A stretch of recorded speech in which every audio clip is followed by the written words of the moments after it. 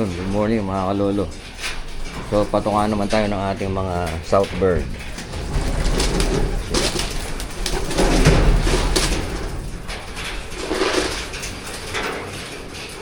Patungan tayo ating mga Southbird. Wala maganda, nag-i-stack up yung tubig dito. Walang malinisan. Dakap. So, kaya muna tayo ng ating ito yung mga Southbird natin. So, 15 lahat yan. 15 lahat yan. Kalalakas naman sila.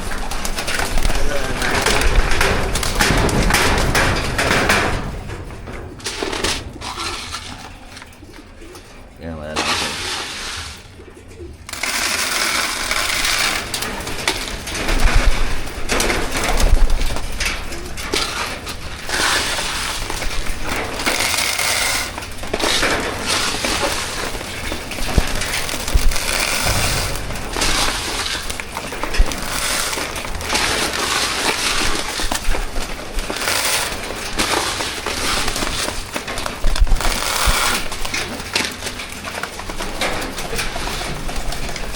Sila. Ayan. Ito sila masyado sanay sa tao. So yan ang paligid nila rito. Ayan, very green yung harapan nila. Ito yung blue yung dito.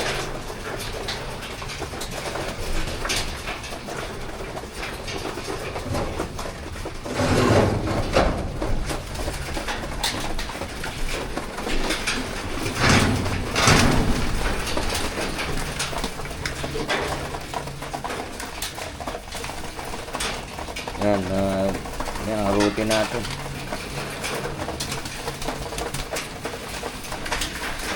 Ting umaga. Dami natin pinapakain. Pabibili ko nga lang 3 sako. Na patoka. Kasi meron ditong patoka, may patoka dun sa kabila. So binibili ko. Sako na, yung kilo-kilo. Sana matagal mo dito. Dan.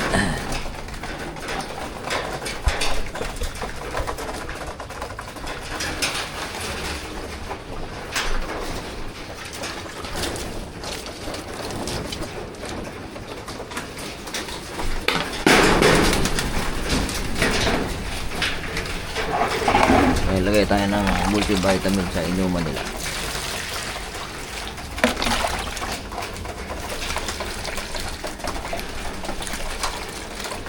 Yung gero ko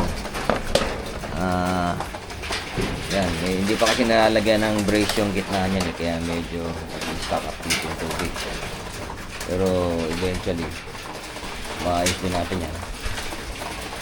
Ito palang naharap kasi galing ako sa sakit. Yung contractor natin dito, biloko tayo, nag-visit ako, pinaalis ko na kaya hindi natapos yung ibaba nakuha na lahat yung kontrata, hindi pa tapos yung gawa, kaya sa ma-stress ako, pinaalis ko na lang. Kaya yung rekomendasyon ko dun sa unang vlog ko na sabi ko dun sa contractor ng look ko, nako, walang kwenta pala yun, walang kwentang contractor, walang salita. Ano, malalakas naman sila kumain. Meron lang ako nakikita dyan na parang isang baldado. Pero ano naman siya, ayun, nakikipagsiksika naman siya. So papalitan na natin yung ano na yan, yung kena na yan, kasi gusto ko madagdagan pa to. Kasi yun yung sing-sing ko rito, 5 sets Tapos 12 bakarto, 10 motoring. Yung iba kasi namatay at kumpleto, ang dami namatay sa kalapate ko, nahirapan ako. Marami namatay, so ito yung mga nabuhay.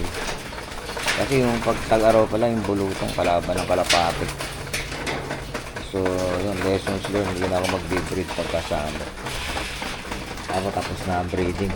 Dapat pahinga na yung mga breeder natin. Tapos balik natin na October siguro. I-breed na natin lahat doon pagdating na October, November, December. Dapat tapos ka na ng breeding ng North and South mo. Kaso ang problema niyan pala, matatapos sa October ng North sa NHPC simula ng South. So October siguro mag-breed ka na ng North para sa sunod na taon. Pagkatapos ng South Derby, hindi pala, matatapos ng South Derby parang January o February. Dapat sabay mo na yung North and South mo. Suling-huli na yung pan-summer. So yun lang naman, tingnan natin kung kaya natin pati summer yun, salihan natin. Pero ngayon meron na tayong North saka South. Kung kakayanan natin yung summer, mag-breed tayo ng summer kasi nagpa-reserva na rin ako ng ring para sa summer.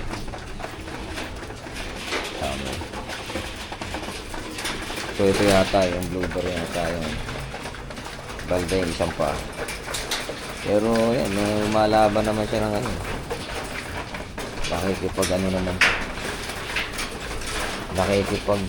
bakbaka naman siya. Pero ito yung blueberry. Ginagamit niya yung pakpak niya kasi balda isang pa. So malakas naman, nakita kumakain ito. So makaka-recover siguro yun.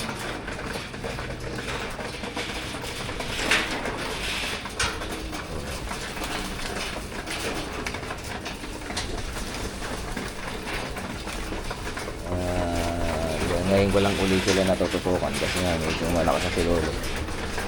Nagkasakit tayo. So ito yung babakunahan ko sa susunod. Wala akong bakuna itong mga isa lang may bakuna dyan, yung unang-una. So bala kong alpasan na rin yan. Dali ko sila rin mamaya. Baka alpasan ko na yun. Dagdagan ko yung kinain.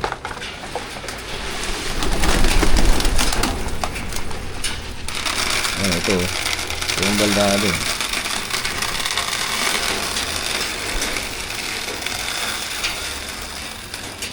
Pero nakakalipad naman siya. So makarecover siguro yan.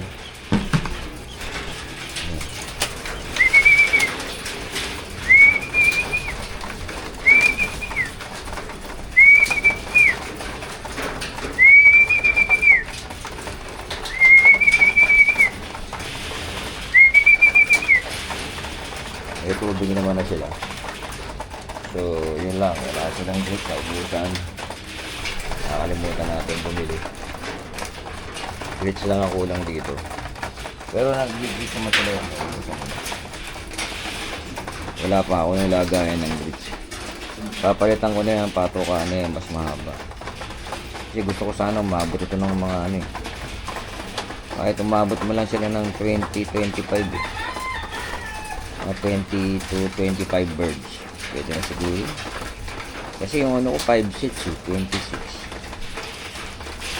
Ayun pa lang yun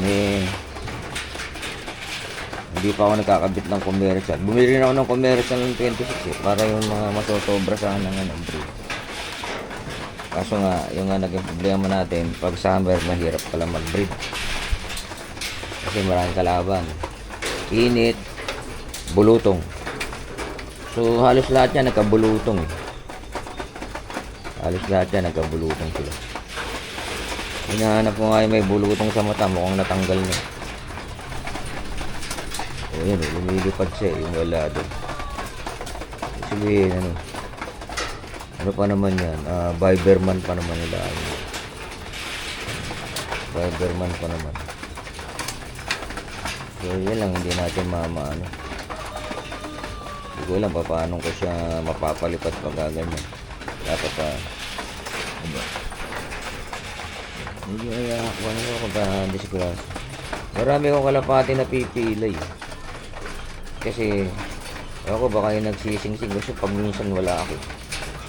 Sila ang nagsising-sing. Meron pala akong ano, kalapate rito. Yung kabig yung mga daliri. Ito. Kaya ganyan nangyayari dyan.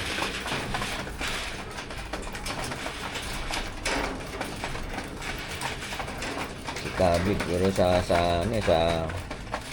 sa panlaban na sa pansabong, ano yun. Kabig daw pusta. Sinyalis daw yun. Ito, maliit pa nga siya.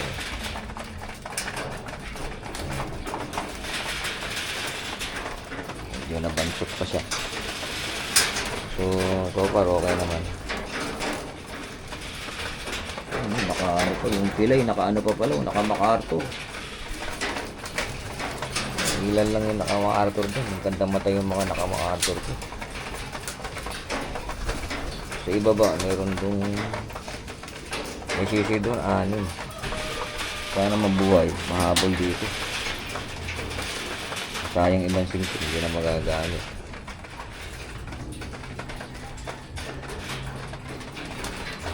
Sa north nga, hindi ko rin lahat na ikabit. Kasi may mga namatay. Ay, nako. Grabe.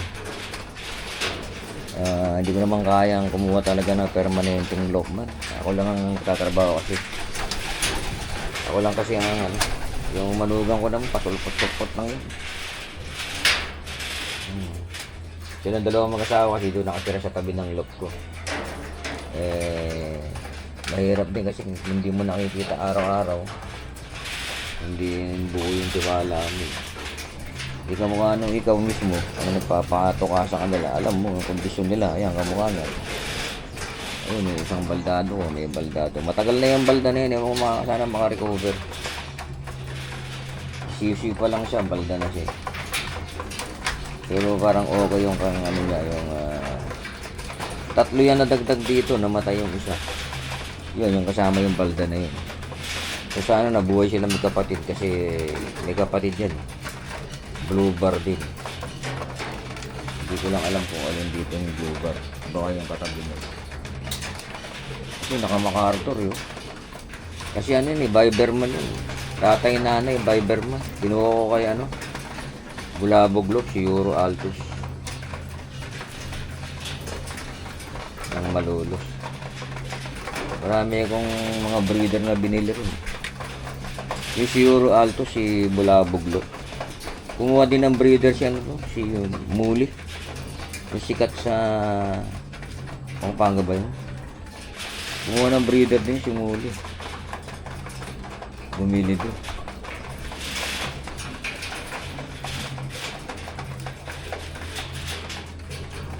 So binuksan ko lang muna yung ano nila. Kasi dapat ito maaga pa lang nailagay na ron. Hindi ko sila nailagay kasi yung manugang ko nalasing. Nakalimutan na magpatuka ng kalapate.